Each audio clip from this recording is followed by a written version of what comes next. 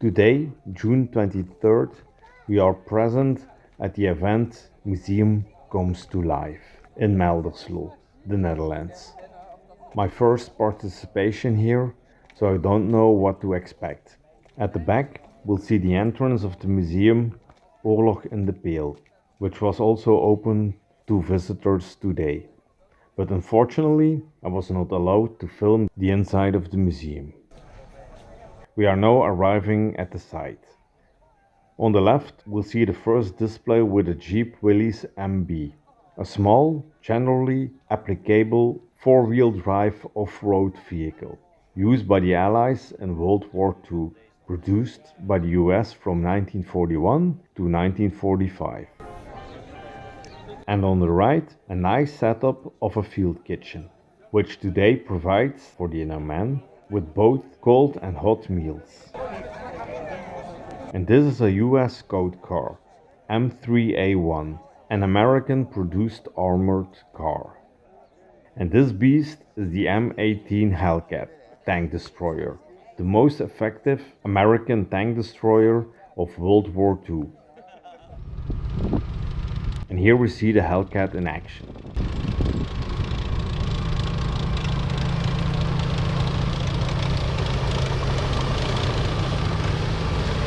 For a long time, the Hellcat was the fastest tracked vehicle in the world, with a top speed of over 19 km per hour.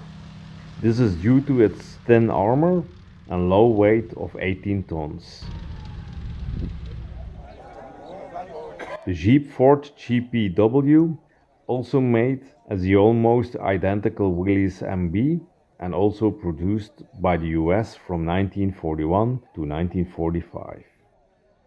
The Dodge WC55 ambulance was a standard ambulance of the American Army in World War II, was sometimes also equipped as a radio car. Die Sonderkraftfahrzeug 251, a half-track, was a World War II German armored personnel carrier designed by the Hanomag Company. The Sd.Kfz 251 was designed to transport the Panzergrenadier, so German mechanized infantry, into battle. German officers referred to them as SPW, Schützenpanzerwagen, or Armored Infantry Vehicle, in their daily orders and memoirs. Here we see the half-track in action.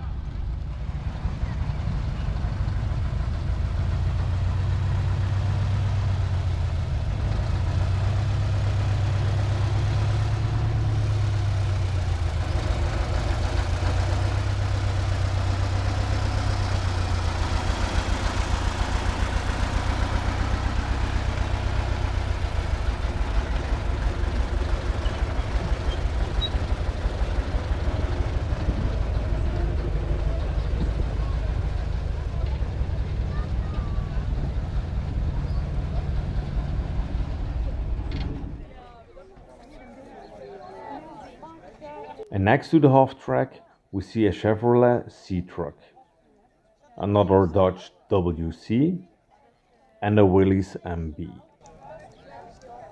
And now we come to the display of the 352 Volksgrenadier Division with their German Funk setup. With on the far left the German searchlight with petrol generator, which provides the power for the light, the German distance meter on a tripod, and under a Funk canopy, a typewriter, and the beautiful original Klappenschrank for 20 telephones. And on the table in the foreground is a field telephone and some maps of the area. And here I, of Reenactment Group Sanitäts abteilung 352, have set up my small Lazarett, a German field hospital. Inside the hospital, on the left, you can see under the blooded blanket an original German stretcher from 1939. And there's also many medical supplies and items to give first aid to the sick and wounded. And here in the back of the terrain are two GMC CCKW trucks, of which more than 550,000 were built in the years 1941 to 1945, mostly as a general purpose truck, but also for various other applications.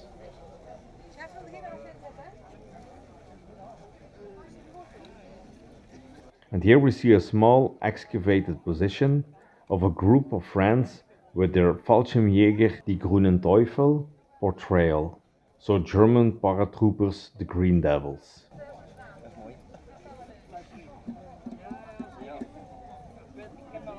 The vehicles and displays really come into their own here in this great looking coniferous forest. With a little imagination and a thought of white snow, you get the Battle of the Bulge feeling. No? And this group of friends depict the Royal Ulster Rifles. They were an infantry rifle regiment of the British Army. And this well-hidden display is from our friends from the reenactment group Super 6th.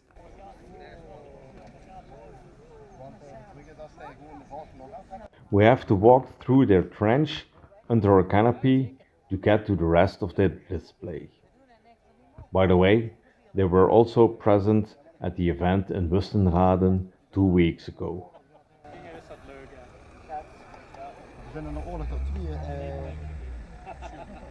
Nee, dat is weer een fabrikant inbouwen.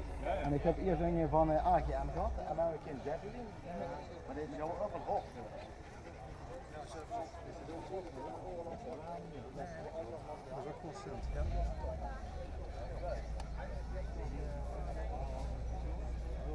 And here, well hidden, a Volkswagen Type 82 Kübelwagen emerges, or simply called Kübel.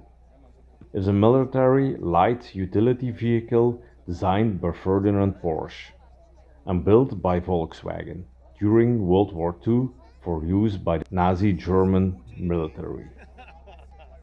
In 1943, the German Wehrmacht wanted a more suitable bike for their army.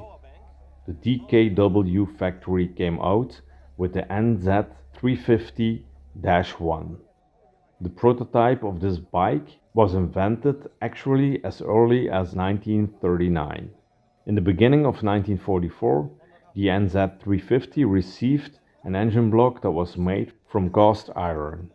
This model was named the NZ350-1.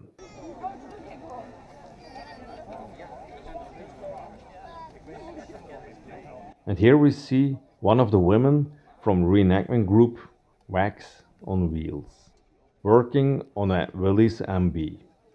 They are a Netherlands-based independent all-women's World War II living history group, who reenact members of the US Women's Army Corps during World War II. The group's impression isn't about one specific unit, but rather about a group of transportation corps stationed in Europe in the 1944-1945 period. They want to introduce the Women's Army Corps, an often forgotten part of history, to the general public in an interactive way. The inspiration comes from their admiration for these trailblazing women and interest in World War II in general.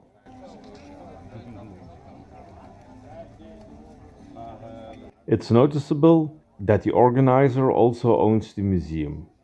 A lot of thought has gone into this event, and that is evident from the many information boards and the arrangement of the vehicles and displays.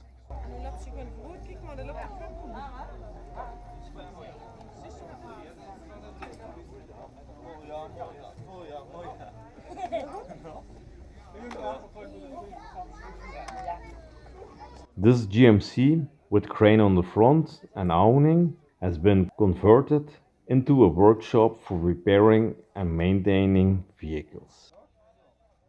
The Harley-Davidson WLA is a Harley-Davidson motorcycle that was produced to US Army specifications in the years during and around World War II. It acquired the nickname Liberator.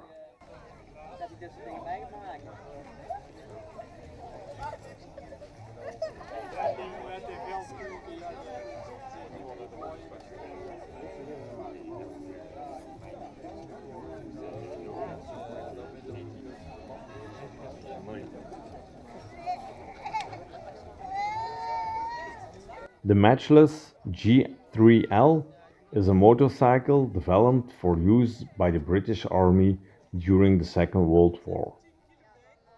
This GMC CCKW 353 truck has been converted into a dump truck and is unique in its kind. The truck has a winch and a loading bed that can tip.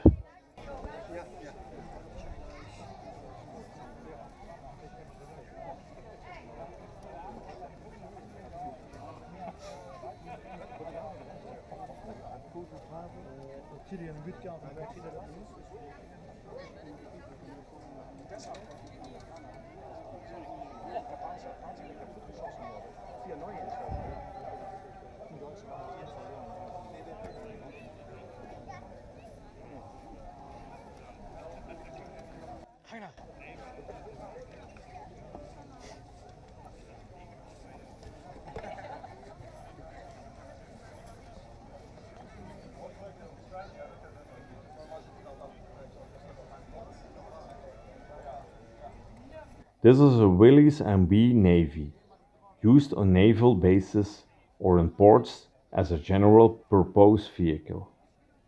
Grey paint, also used on Navy ships, was used to paint the outside of the vehicle.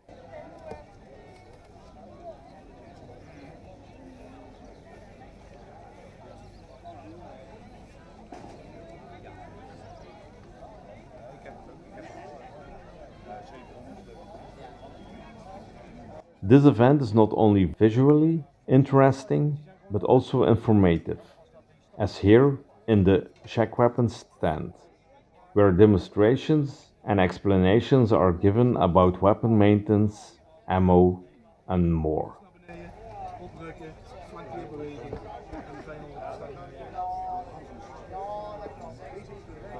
The Cushman 53 is a scooter from the American Cushman Motor Works from Nebraska. It's also called the Cushman 53 Airborne Motor Scooter. These motorcycles were also dropped during the American airborne landings during World War II.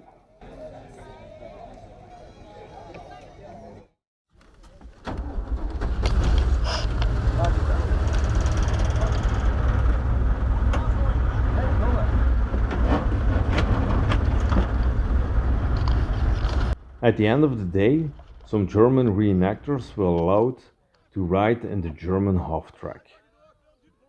Reinhard and I, of course, did not miss this opportunity.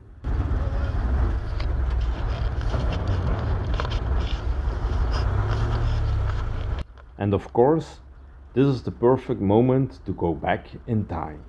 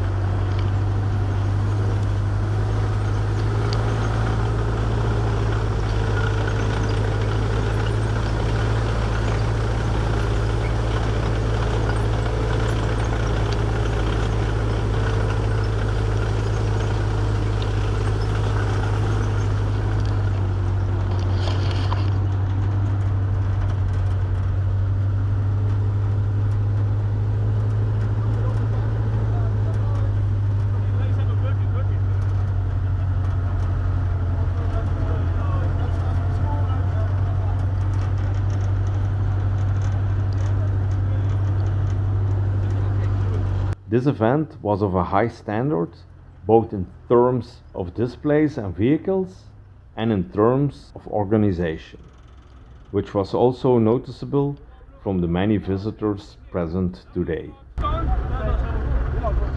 And Reinhard and I were personally invited by the organizer, so we will definitely be there again next year.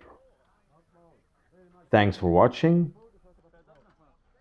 Bis nächste Mal. Tschüss.